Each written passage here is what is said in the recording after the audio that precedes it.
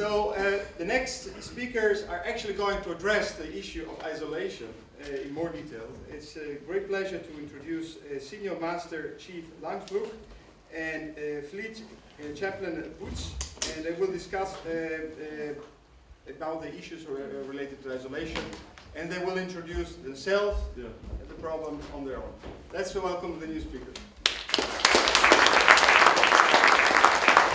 Thank you very much for having us here today. I would like to introduce my colleague Mike Langbroek, who is a Senior Chief in the Royal Navy, specialized in submarines. And he does a quite good job for the last 30 years, and at this moment he's occupied with the job of personnel. For me, I started 20 years ago in submarines. I was a trained psychologist, so I did select some crew members. And for 2 years I'm a chaplain at the submarines, so we both are considered experts in the field. Mark. Thank you. Start, please.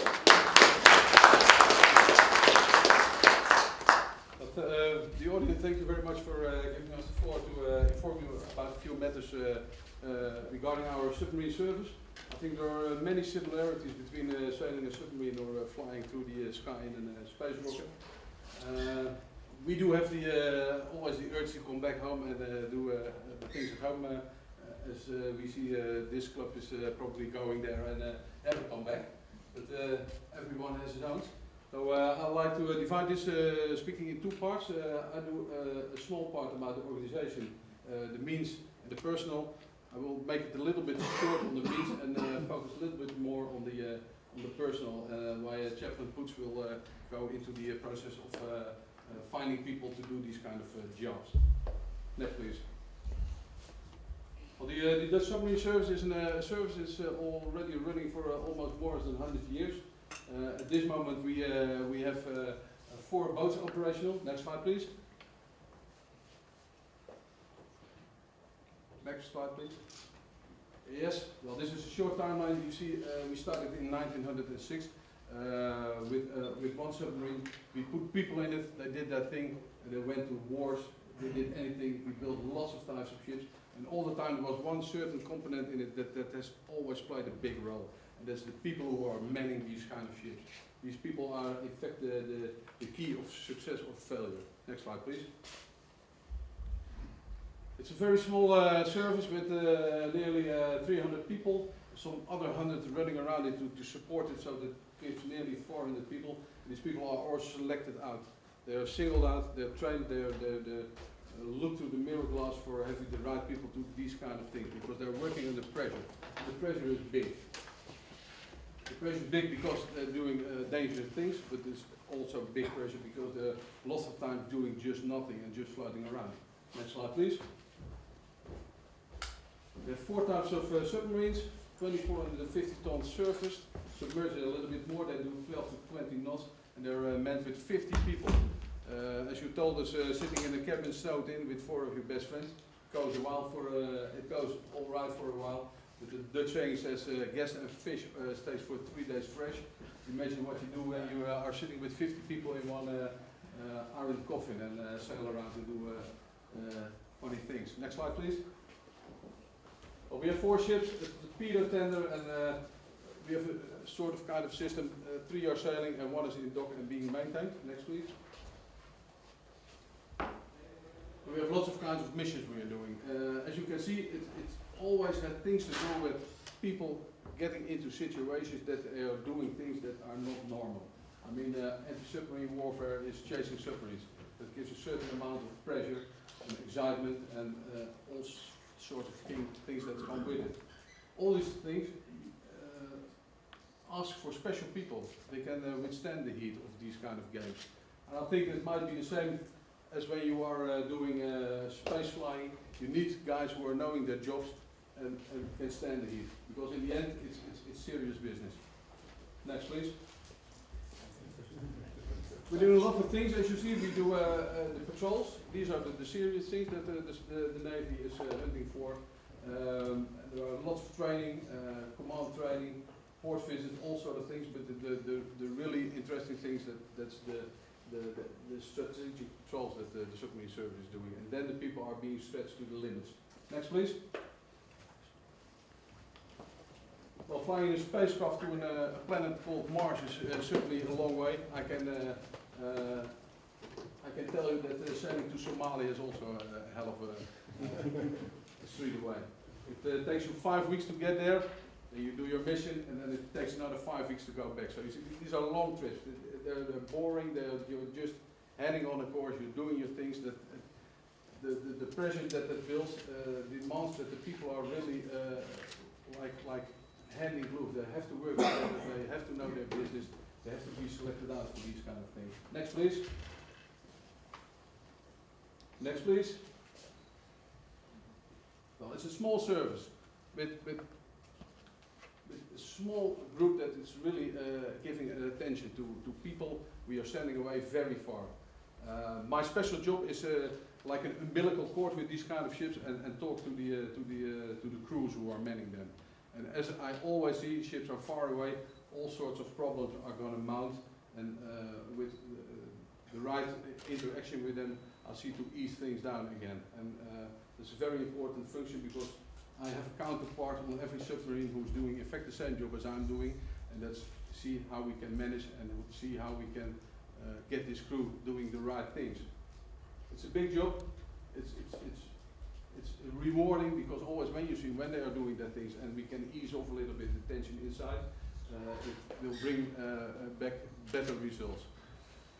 Next slide, please. Well, as you can see, it's and I think that's for all things you're doing in life. It's always the people that are doing these kind of things that makes the difference. Whether it be space flying or sailing on a submarine, it's that special, unique breed of people who want to do this because they'll have to want to do this. They want to have to be locked up in such an iron coffin. If you find these people, you can let them do these kind of things, and then your success, your guarantee for success will increase dramatically, I suppose. Well, by selecting these kind of things, I'd like to ask forward Reverend Puts. He will give you some information about the way we are looking at people and how we are deciding to get them into our service and see how they fit in our business. Thank you.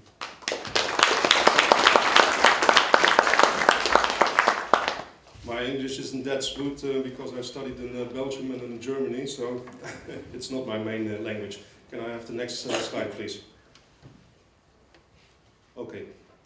When I was looking at the famous submarine film Das Boot, and the boat was bombed to smithereens laying on the bottom of the ocean, I noticed that the crew was still able to perform their job very well.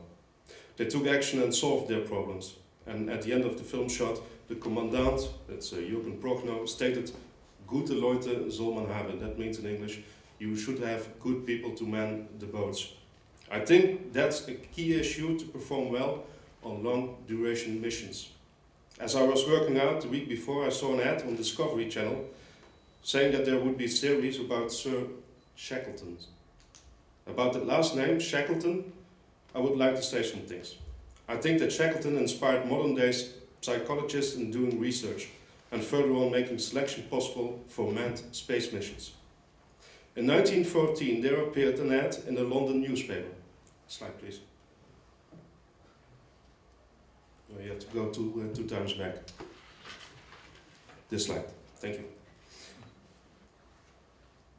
Well, if you can read it.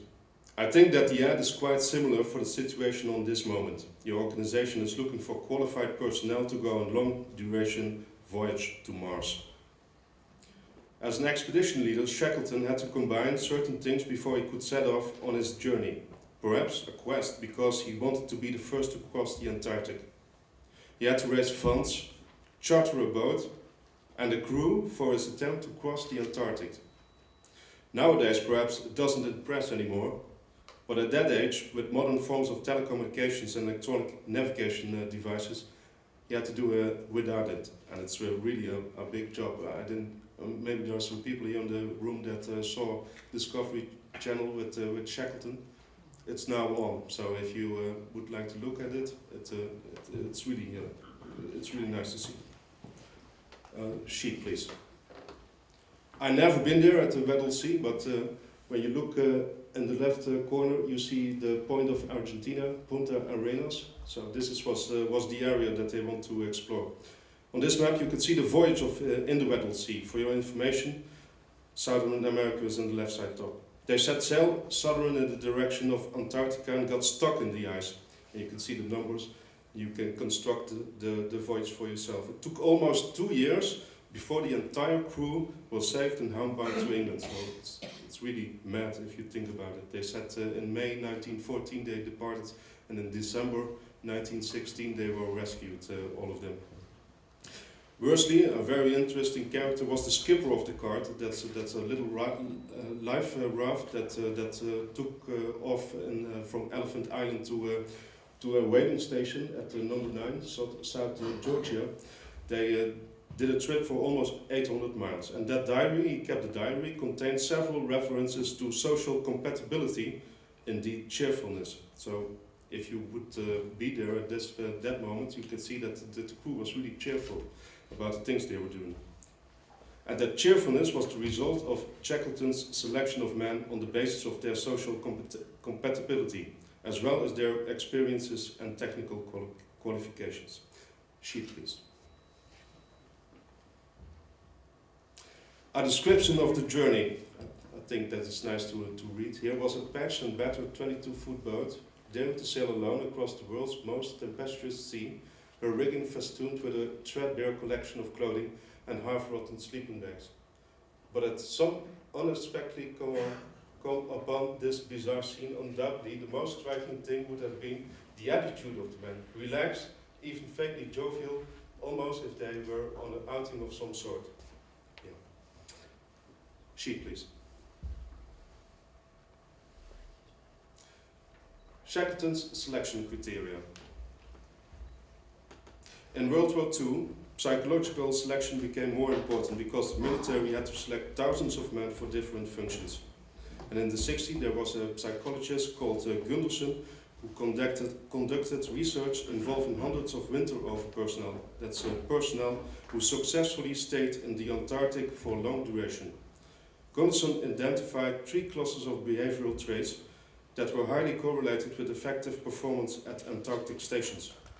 So you can see emotional stability involves an individual's ability to maintain control of his or her emotions despite the stresses of isolated and confined living.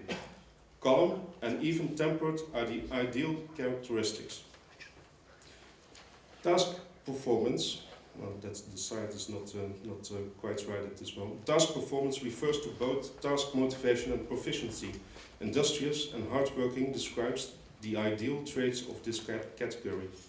And the last one is social compatibility, includes a number of personal characteristics such as likability, cheerfulness, and consideration for others. Friendly and popular are the ideal characteristics.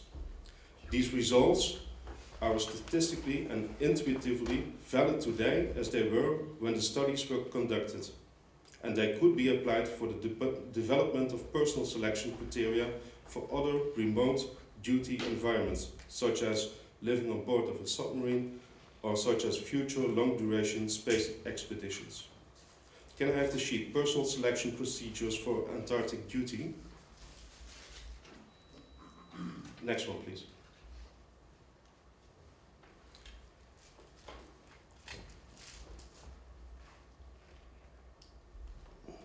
When you see it, this slide, it can be added with emotional control, self-sufficiency, and a sense of humor. Glocover, an American psychologist, suggests that it would be far better to select individuals for a remote duty assignment who possess interpersonal skills and who get along with each other, rather than focus on technical competence as the primary selection criterion. That is very important. So when you have to select people, you go for that social likability. You don't select on technical performance. Can I have the sheet? One of the most important issues. Thank you. To be successful in isolation and confinement, one should be easily entertained. This requires an explanation. Action-oriented people tend to volunteer for special work, such as serving as a crew of a spacecraft. This paradox was described by a Navy psychiatrist who stated, "When I'm asked if you want to be 100% sure that a person will adjust, what do you look for? My usual answer is that I look for somebody who loves their work. That is probably the most important thing on the list of positive factors. However, it's not quite all right, because you do not get to work all the time down there. There are other times that you have to fill, and that leads to the kind of personality that I would look for if I were going to be 100% certain that the person would adjust. That person would be dull, boring to me." Next slide, please. And those are the characteristics that we select people on.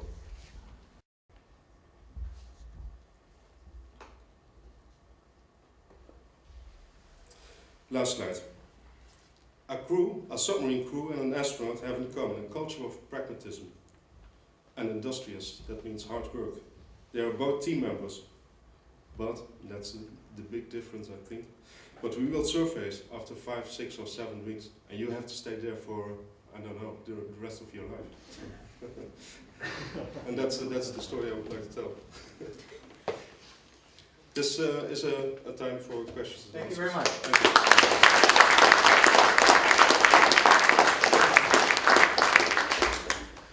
Time for questions. So, how do you entertain yourself in the submarine? Well, there are lots of ways. One of the most important things I think that it's always is going in the right way is because we have a 6 on 6 off duty system. So at least you're 6 hours working, 6 hours off. In that, so that means 12 hours a day you're working, 12 hours a day off, and in these 12 hours you have to study, you have to eat, you have to wash, you have to do whatever you have to do. And that leaves in the end a little space for reading a book or listening to some music. In the end, you're quite exhausted. So there is limited ways of entertaining yourself. But that's for 6 months, so That's for 6. That's for me for 5, 6 weeks. 5, 6 All weeks. around, What- yeah. what Without do you seeing have to anything, stay no there? cigarettes, no booze, no, just these kind of things. No drinks. And what I see is Martin. always, but it's what's important that you are a person who is really connecting with people. Who, I mean, I've met it many times that after 5 weeks we come up and we still have time to short to chat about many million things. So there's always a way of chatting together and having talks and sharing deep thoughts and these kind of things. Next question.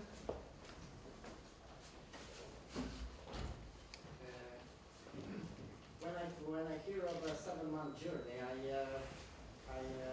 bring back the story of Apollo 13. Buzz said that you want to have regular people instead of pilots or military personnel. But Apollo 13 was saved because people were trained properly to handle those kind of distress situations. And is it possible with regular people? Will they survive if definitely something will go wrong during the journey? Yes, I would recommend that they train a lot. They have to train at least 2 or 3 years before they would be sent to Mars. Yeah. If I can add a little bit, Please, Bas, come also. so we will not select current astronauts because current astronauts are not trained to leave Earth forever. Current astronauts are selected to be the pilot or the board engineer, and we need to find our own astronauts. But before astronauts are astronauts, they are regular people, right? And we train them for actually almost 10 years full time to prepare for their job. So you can be sure that the people who leave will know what to do in every possible emergency situations. Question? But maybe a small thing with it. I think it's maybe even important to keep your rocket as simple as possible. Make it foolproof, all these kind of things. And making a connection with the home base to do it by airwaves and these kind of things. Remote control, wireless, I think that's the solution. Is there other questions?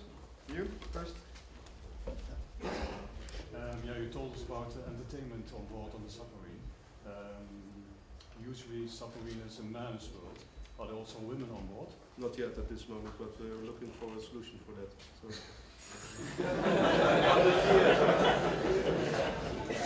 But when you see other countries who are sailing with women, they perform very well. So you have Norway, you have I think Australia at this moment, Israel, they're all working with England, with women. Sweden. It's okay. So We're almost the last who are not sailing with women. So. What happens in a submarine if someone has nervous breakdown or can't handle mentally? yes, but we select in front before people go on board. We select really thoroughly. At that point we don't have any problems on board. Never We never had any problems. On But board. if, what if? Well, you have shot. I think I'm not a physician, but there is morphine that calms people down. I think they do the same in planes even for civil usage, right? You can always. But it never happened before. So. Okay. But there is always a chance for, like you've seen in wars, that people walk against shell shock, these kind of things, in the situation. Well, that you always have to see what's happening then. They are now fine people, and maybe some new guys stand up and do even better. And the old hands might break down, and you think, so, oh, why is he breaking down? You never know. You were saying that the people are keeping themselves busy on the submarine, and that's the viewpoint of someone being on a submarine for 6 weeks. How do you keep yourself busy for 7 months? No, you have to work because Mark was telling that it's 6 hours on, 6 hours off. But when you're off, you have to work, you have to clean, you have everything that you have to study. You always study. So in fact, you're sleeping for 3 hours at a time, and then at night you still sleep for another 4 hours. And we occupy almost every inch of time. So there has to be some sort of shift plan, even for your free time. That's the way we do it. That's the way we do it. Maybe in space it goes all the way. Maybe you bring them in hibernation or something, and then await them when they arrive. But we have to be busy because we have to be sharp. We have to do things. Last question. We're talking here about 4 people that they live together for 2 years and a trip of 6 months. So that's, I mean, you had a nice crew on, sitting on the deck, so that the dynamics must be really different. Yeah. It's not, if you have an enemy of one of those people for a while, then there's only two other people that you can talk to. And How do we handle that? how could you handle only 4 people for so many years? Well, it's what Marcel says. Always, you look in the front to select people. You look to the characteristics that they're easygoing. They're some sort of way they have sort of forgiveness has been put on them. Not staying around and keep on mocking when things happen. Just start talking face to face and solve it. That's the way we handle it, and that's the way it works. Do you have sports like boxing or something? Sometimes when nobody looks. When nobody looks. Okay, let's thank our guest from the Navy.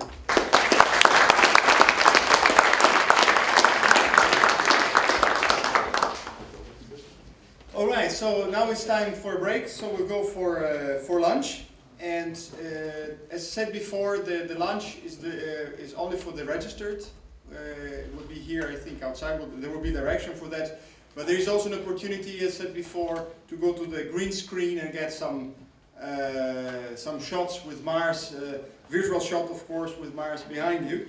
And we'll start again at 2 o'clock. And there will be the one-way astronaut documentary that can also be purchased online afterwards. Thank you very much, and I'll see you later at 2 o'clock back here. Thank you.